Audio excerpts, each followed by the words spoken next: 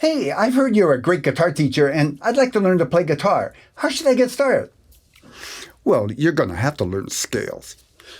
Do I really have to learn scales?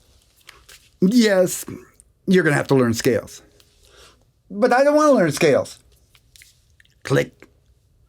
He hung up. Some guitar teachers believe beginners have to learn scales to get started. Then there's other guitar teachers that think you don't have to learn any scales, just play by songs. Well, the actual truth is, it's somewhere in between. Scales really are very valuable, but in proportion to the other things that you're practicing. I like my beginning students to start off with a foundation of a beginning scale that'll serve them for years and years to come. And of course, they can always build on. Well, I don't know about you, but before I spend my time on something, I want to know why. This work on scales today is really going to provide a foundation for understanding and practically using music theory. It will also improve your finger accuracy and your dexterity. One of the more subtle aspects is it trains your ear. When your fingers go on the notes and you hear this over and over, it trains your ears to kind of just know where the notes are. And it's also going to help with playing melodies, doing bass runs on the guitar. It will actually help you play chords better because the work on getting the fingers in the right place by just doing a simple scale, when you play more than one note, it transfers over. So to be clear, I'm going to start you off with a major scale. It's the foundation of all Western music. And I think the best one to start off with is the C major scale, because it's used so much as an example when explaining music theory. And of course, a lot of songs are in the key of C major. So, what is a scale exactly? Well, a scale is just a combination of notes, one after the other, with a spacing between each note that is a consistent formula. For a major scale, the spacing is a whole step, then a half step, whole step, whole step, and half step. Mouthful, huh?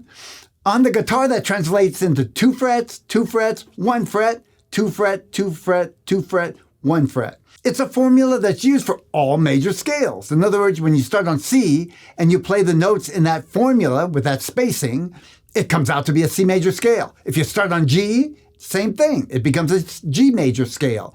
A, you got an A major scale, and so on. I'm going to show you something that it is a good practice, but for right now, I'm using it more as a demonstration. Here's a C major scale on 1 fret.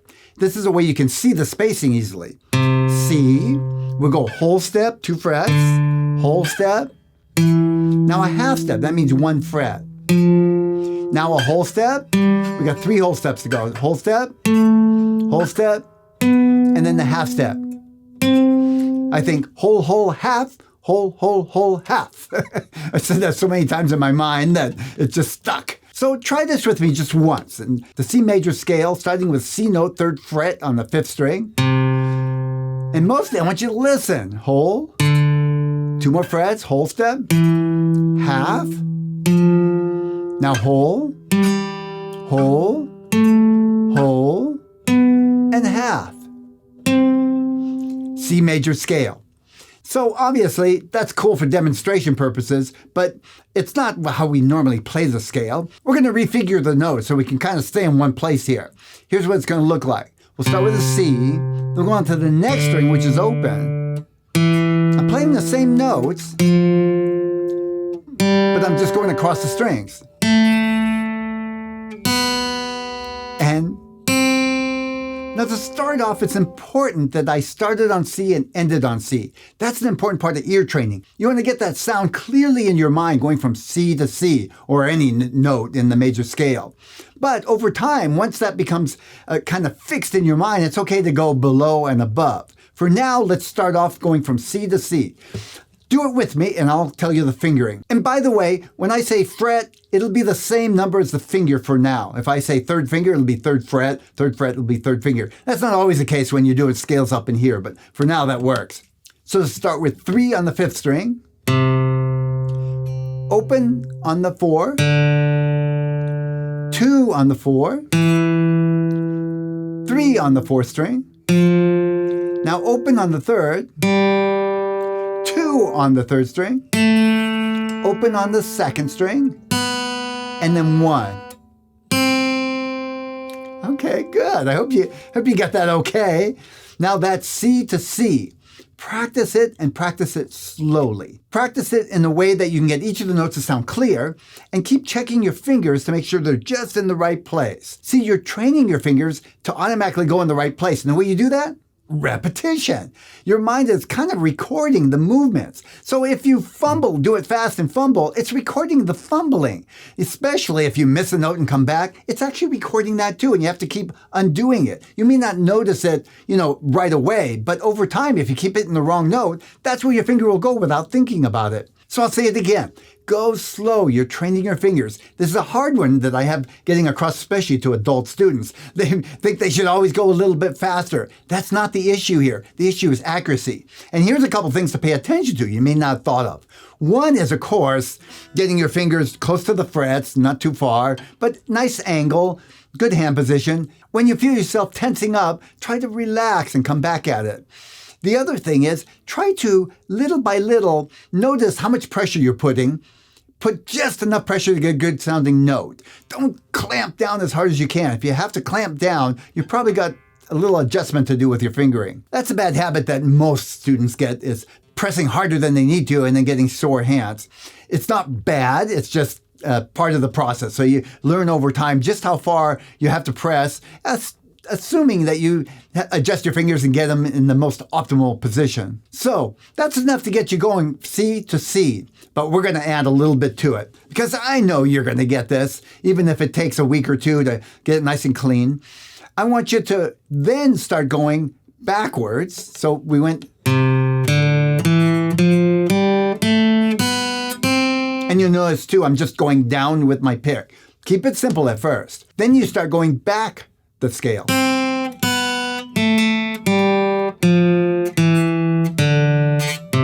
Okay, so you keep going forwards and backwards. You get that. Try and keep an even tempo. Be careful not to ingrain the habit of speeding up and slowing down constantly, because that does get to be a habit. And like everything else, don't worry about it too much. Just pay attention. Keep it a light attention. And you notice that you're speeding up and then slowing down. Try to even it out. Now, you're doing pretty good with that. Let's add some notes. I'm going to add the notes that are on the first string. Watch. So we'll go from the beginning. Now I'm going to keep going. Third finger on the third fret of second string. Open first string. You can see it on the diagram too. First finger, and then third finger. Those are all notes in the C scale, but you'll notice it doesn't sound complete because it's not actually ending on C. If I want to end on C, I have to go. There's the other C. We're not going to do that. But once you've trained your ear to hear from C to C, it's okay to extend beyond that. If anytime you start losing the sense of, does that sound like a major scale? Go back to going from C to C so you can hear that nice, clean stop and start. Now, we're going to add a few notes below that. We'll start with C here. Go second finger on the fifth string, second fret. I already said that, huh? Open, third finger, first finger, and then open. That low note is also a part of the scale, but again, we can't go all the way down to C, and then back up. So I'm going to demonstrate now what the scale is going to sound like. I still recommend start on C. Here it is.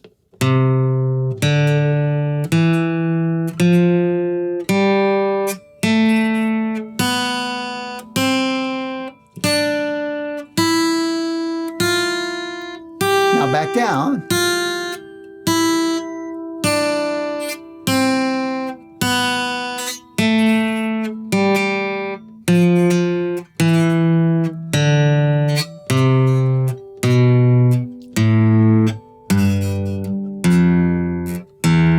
And then back to C.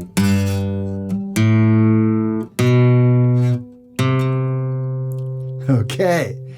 So if this is new to you, don't start there. Train your ear to hear C to C. Believe me, I've seen people make that mistake. Then extend beyond that. So you don't want the scale to be your entire practice session. This is the kind of thing you practice a little bit at a time, maybe each day. I like to do scales as a warm-up, and it gets me focused, gets my fingers warmed up. The thing is, you're going to memorize this scale, and that might take a little extra work to kind of get there. It's hard to pay attention to details if you haven't got it memorized. So put a little effort into memorizing it. Try to imagine the notes in your mind without looking at the guitar, then go back and play it and do that back and forth a few times. It really helps.